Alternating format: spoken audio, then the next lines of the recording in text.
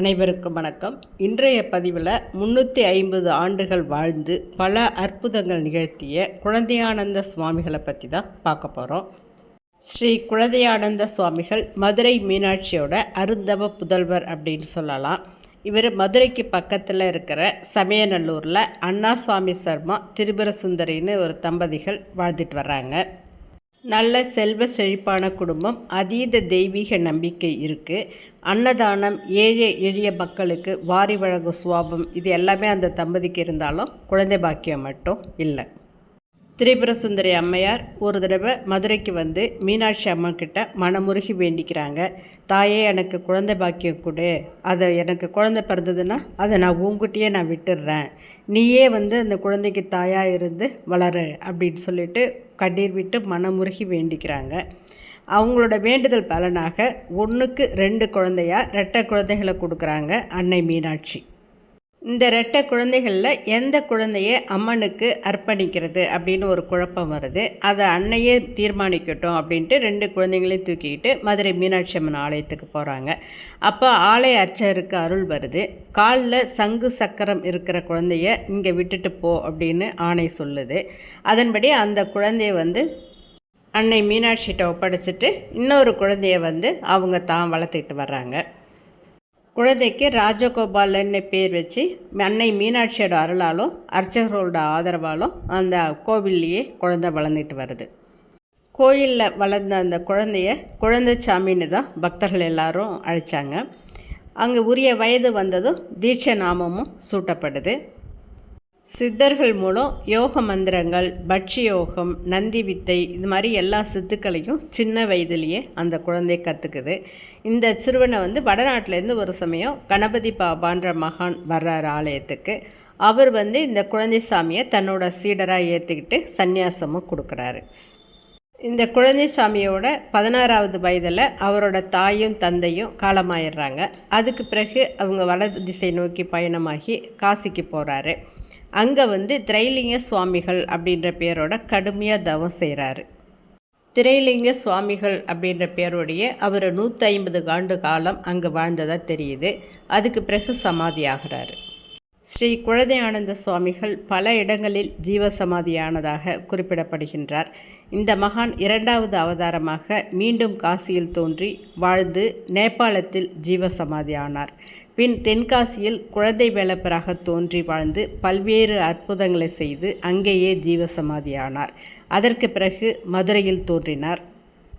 இவர் ஒரு சமயம் கங்கை கரையில் சமுத்திரக்கூடம் என்னும் இடத்தில் உள்ள குகையில் நீண்ட காலம் தவம் இருந்தார். இந்த குகையைத்தான் பின்னாளில் சுவாமி விவேகானந்தர் கண்டுபிடிச்சு இந்த இடத்துல இருந்து தவம் செஞ்சு விஜய யாத்திரையை ஆரம்பிக்கிறார். ஆஜானுபாகுவாக இருந்த சுவாமிகளுக்கு குழந்தை ஒன்று மாலை போட விரும்பியதால் தன்னுடைய உருவத்தை குறுக்கி குழந்தை எளிதில் மாலை போடும்படியாக 1.25 அடி உயரமாக மாறுறாரு. அன்னையிலிருந்து குழந்தையானந்த சுவாமிகள் அப்படின்னு அவரை எல்லாரும் சொன்னாங்க. திருவண்ணாமலையில் குழந்தையானந்த சுவாமிகள் 2வது சமாதி அடைஞ்சார் அப்படின்னு சொல்கிறாங்க. அந்த சமாதியிலிருந்து குறுகிய குழந்தை வடிவத்திலேயே வெளிப்பட்டு மக்களிடையே உலவ ஆரம்பிக்கிறாங்க. அங்கேருந்து காஞ்சிபுரம் போய் அங்கே பல ஆண்டுகள் இருக்கார்.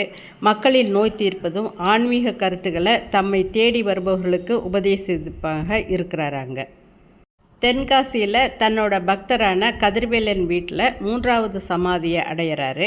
அதுக்கு பிறகு தான் அவர் மதுரைக்கு வந்து 1932ஆம் ஆண்டில் அங்கே சமாதி ஆகிறாரு. குள்ளமான உருவம், எப்பொழுதும் வாயில் வந்து சாலவாய் ஒழுகும், பருத்த தொந்தி, கால்களை பரப்பியபடி 2 கைகளையும் முன்புறம் ஊன்றிக்கிட்டு தான் உட்கார்வார். யாரையாவது பார்க்க விரும்பலை அப்படின்னா குப்புறப்படுத்துக்குவார். பேச்சிலையும் மழலைத்தன்மை இருக்குமா. கஞ்சியே உணவாக இருக்கும். காஃபியை வந்து ரொம்ப விரும்பி சாப்பிடுவாராம். இப்போதும் அவரோட பக்தர்கள் அவர் படத்துக்கு முன்னால் காஃபியை வந்து நிவேதனமாக வச்சு பருகக்கூடிய வழக்கம் இருக்குது. மதுரைக்கு பக்கத்தில் சித்தாலங்குடின்ற கிராமத்தில் குழந்தை சித்தராக தங்கி பல சித்துக்கள் செஞ்சு சமாதி அடைந்து மீண்டும் வெளியே வந்து வேறொரு இடத்துல தோன்றினாராம். சித்தாலங்குடியில் ஒவ்வொரு வருஷமும் ஆவணி மாதம் 4, 5, 6 தேதிகளில் குரு பூஜை சிறப்பாக கொண்டாடப்படுது. 1887 காசியில் தன்னை ஒரு பெட்டியில் வச்சு கங்கையில் விடுங்க அப்படின்னு சொல்லிட்டு தன்னோட சீடர்களுக்கு கட்டளையிடுறாராம். அந்த பெட்டியோடவே தென்னகத்தில் திருவண்ணாமலை, சுருளி ஆகிய இடங்களில் தோன்றி பக்தர்களுக்கு நீண்ட காலம் அருள் பாலித்தாராம். சுவாமிகள் நிகழ்த்திய அற்புதங்கள் பல இருக்கின்றது. அதில் ஒரு சிலவற்றை மட்டும் இங்கே நான் குறிப்பிட்டு சொல்கிறேன். ஒரு நாள் மதுரை ரயில் நிலையத்தில் சென்னைக்கு போகிறதுக்காக ரயிலில் ஏறி உட்கார்றாரு குழந்தையானந்தர். அது வெள்ளைக்கார அதிகாரி ஒருவருக்கு ரிசர்வ் செய்யப்பட்டிருந்த முதல் வகுப்பு பெட்டி. தனக்கென ரிசர்வ் செய்த அந்த இடத்துல குழந்தையானந்தர் உட்காந்துருக்கிறத பார்த்ததும் அந்த அதிகாரிக்கு கோபம் வருது. உடனே அங்கேருந்து எழுந்து போகணும் அப்படின்னு சொல்லிட்டு அதிகாரம் பண்ணுறாரு. ஆனால் சுவாமி இதை காதிலே வாங்கிக்காமல் மௌனமாக அமர்ந்திருக்கிறாரு. உடனே அந்த அதிகாரி ஸ்டேஷன் மாஸ்டர்கிட்ட புகார் சொல்கிறாரு. அப்போது கல்யாணராம ஐயர் அப்படின்றவர் ஸ்டேஷன் மாஸ்டராக பணியாற்றிட்டு இருக்காரு. அவர் சுவாமிகளை பார்த்து அவரை பரிசோதிக்கிறாரு. அவர்கிட்ட டிக்கெட் இல்லை அப்படின்றதால அவரை கீழே இறக்கி விட்டுடுறாரு. சுவாமிகள் பிளாட்ஃபாரத்தில் அமர்ந்துடுறாரு. பச்சை கொடி காட்டப்படுது. டிரைவர் என்ஜினை இயக்குறாரு. ஆனால் ரயில் கிளம்பலை. பல முறை முயற்சி செஞ்சும் பலன் எதுவும் இல்லை. அப்போ அங்கே வந்த சுவாமிகளோட மகிமையை ஒரு சிலர் தெரிஞ்சுக்கிட்டு அவங்க ஸ்டேஷன் மாஸ்டர்கிட்ட சுவாமியோட பெருமையை பற்றி எடுத்து சொல்லி அவர்கிட்ட மன்னிப்பு கேளுங்க அப்படின்னு சொல்கிறாங்க. அந்த கல்யாணராம ஐயர்ன்ற அந்த ஸ்டேஷன் மாஸ்டரும் சுவாமிகளை பார்த்து வணங்கி மன்னிப்பு கேட்குறாரு. சுவாமிகளை அவர் ஏற்கனவே எந்த பெட்டியில் எந்த இருக்கையில் அமர்ந்திருந்தாரோ அங்கேயே அமர வைக்கிறாங்க. அந்த வெள்ளைக்கார அதிகாரிக்கு வேறு மாற்று ஏற்பாடு செஞ்சு கொடுக்குறாங்க. உடனே சுவாமிகள் சந்தோஷமாக போய் டேய் ரயில் இனிமேல் போகுண்டா அப்படின்னு சொல்கிறாரு. உடனே டிரைவர் என்ஜினை இயக்க அதிசயமாக ரயில் எந்தவித தடங்களும் இல்லாமல் கிளம்புது. அதே மாதிரி திண்டுக்கல்லில் சேர்ந்தவர் பரசுராம ஐயர். இவர் குழந்தையானந்தரோட தீவிர பக்தர். சுவாமிகளுக்கு ரொம்பவே நெருக்கமானவர்னு சொல்லலாம். சீதாலட்சுமி அம்மாள்ன்றவங்க அவரது சகோதரியும் இந்த குழந்தையானந்த சுவாமிகளோட தீவிர பக்தை. பல பணிவிடைகள் செஞ்சிட்டு இருந்தாங்க. ஒரு சமயம் அவங்களுக்கு முதுகில் ஒரு பெரிய கட்டி வந்துடுது. பல வைத்தியங்கள் செஞ்சுமே அது குணமாகலை. அப்போ குழந்தையானந்த சுவாமிகள்கிட்ட முறையிட்டு வேண்டிக்கிறாங்க. அவர் அதற்கு விபூதி கொடுத்து அவருக்கு ஆசீர்வாதம் பண்ணுறாரு. அந்த விபூதியை தினசரி அவங்க அந்த கட்டியில் தடவிட்டு இருக்கும்பொழுது ஒரே மாதத்தில் அந்த பிளவை நோய் முற்றிலும் குணமாயிடுது. சுவாமிகள் ஒரு சமயம் வடநாட்டில் காசியில் சில காலம் தங்கியிருக்காரு. அவர் காசியில் இருந்த சமயத்தில் காசி சப் கலெக்டராக பிராமணி துரை அப்படின்றவர் இருக்கார். ஒரு நாள் அந்த துரை தன்னோட மனைவியோட உல்லாசமாக ஒரு இடத்துல அமர்ந்திருக்காரு. அப்போ குழந்தையானந்தர் அவதூத கோலத்தில் ஆடை எதுவும் இல்லாமல் அங்கே நடந்து போகிறாரு. இதை பார்த்து தான் துரைக்கு ரொம்ப கோவம் வந்துடுது. தன்னோட சவுக்கால் அவர் சுவாமிகளை அடிக்கிறாரு. ஆனால் அவர் அடித்த அடி எதுவுமே சுவாமிகள் மீது விழலை. மாறா அவரோட மனைவி மீது தான் விழுது. அவள் அலறா. உடனே துரைக்கு கோபம் இன்னும் அதிகமாகுது. இவன் ஏதோ ஒரு மாய வேலைக்காரன் இவன் அப்படின்னு சொல்லிட்டு தன்னோட சேவர்களை கூப்பிட்டு சுவாமிகளை தான் வீட்டுக்கு இழுத்துட்டு போங்க அப்படின்னு ஆணையிடுறாரு. வீட்டுக்கு போனதும் துரை அங்கே இருந்த எல்லா உடம்புலையும் சவுக்கடி பட்டதால் ரத்தம் கசிஞ்சு வர்றதை பார்க்குறாரு. அவருக்கு இன்னும் கோபம் அதிகமாகிடுது. இந்த மாயாவியை இருட்டு அறையில் அடைச்சி வைங்க அப்படின்னு உத்தரவு போடுறாரு. இருட்டு அறையில் சுவாமிகளை அடைச்சிட்டு பத்திரமா அவரை பூட்டிட்டு அவரோட வீட்டு சாவியை தானே எடுத்துகிட்டு போகிறாரு அந்த துரை. அப்போது அவர் ஒரு வண்டியில் பயணம் போகிறாரு. அந்த பிராமணித்துறை அந்த சாவியை எடுத்துக்கிட்டு. என்ன ஆச்சரியம், துரையால் பூட்டப்பட்ட சுவாமிகள் அவருக்கு முன்னால் சாவதானமாக நடந்து போய்கிட்டு இருக்காரு. துரைக்கு இப்போ கோபம் போயிடுச்சு, பயம் வந்துடுது.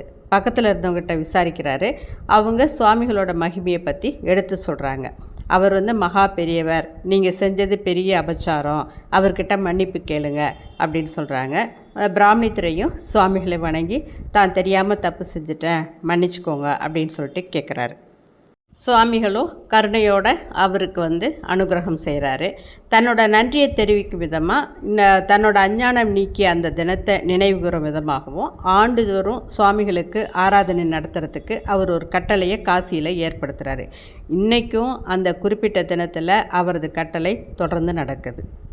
நாளடைவில் குழந்தையானந்த சுவாமிகளின் முதுகில் மிகப்பெரிய 3 கட்டிகள் தோன்றி அவரை வருத்துது. ஒரு சமயம் சீடர்கள் சிலர் சுவாமிகள் ஏதாவது சித்துக்கள் செஞ்சு அதனை நீக்கிக்க கூடாதா அப்படின்னு கேட்குறாங்க. அதுக்கு சுவாமிகள் சொல்கிறாரு, இதுவரை 3 ஆகிவிட்டது என்பதற்கான அடையாள சின்னம் இது, 4வதற்கு வேலை வந்துவிட்டது என்று பதில் சொல்கிறாரு. இதுவரை தாம் 3 முறை சமாதி ஆகியிருக்கிறோம், இப்போது 4வது சமாதி கொள்ளும் வேலை வந்துவிட்டது அப்படின்றது தான் அதுக்கு அர்த்தம். அவரது பக்தர்களால் அந்த சூட்சுமத்தை புரிஞ்சிக்க முடியல. அது 1932ஆம் வருடம் நவராத்திரி சமயம் மதுரை மாநகரில் எல்லா இடத்துலையுமே விழா கோலம் பூண்டு இருக்குது. சுவாமிகள் தங்கியிருந்த மடத்திலும் சிறப்பான பூஜைகள் நடக்குது. அவர் பூஜை செய்து வந்த ஸ்ரீ சக்கரத்திற்கு அபிஷேக ஆராதனைகள்லாம் நடைபெறுது. சரஸ்வதி பூஜை நன்னாளில் தன்னோட பக்தர்கள் எல்லாரையும் வீட்டுக்கு போய் நீங்கள் விழாவை கொண்டாடுங்க அப்படின்னு சொல்லிட்டு அவர் ராமலிங்கர் அப்படின்ற அணுக்க தொண்டர் வீட்டுக்கு போய் அங்கே தங்கிடுறாரு.